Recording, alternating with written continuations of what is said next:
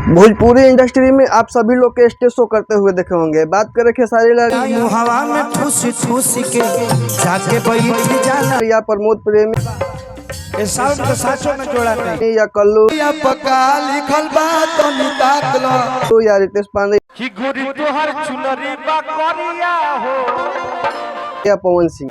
इस ब्रह्मांड में हवा को कोई कैद कर पाएगा? दुनिया में हवा की केहू कैद कर पाई रे भैया?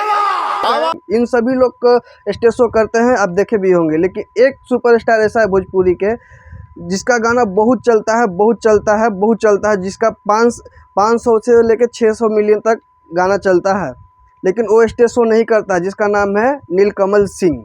और स्टेज शो क्यों नहीं करता है उसके बारे में ये जानते हैं। मेरे छोटे भाई एक थे, हालांकि नहीं है वो, तो वो संजीव कमल नाम था उनका। तो मैं उस समय मुझे पता चला कि बहुत तबीयत खराब है, शरीर काला पड़ गया है, दांत लग रहा है, सब बहुत सुनने में आया था। तो मैं उस समय वहाँ से मैं प्रोग्राम को कैसे छोड़ सकते हैं, लेकिन मैं प्रोग्राम 1-2 गाना गाया था, हालांकि मैं रो रहा था दिल से और मैं जल्दी भागा। लेकिन आते आते भाई मेरा नहीं रहा। तो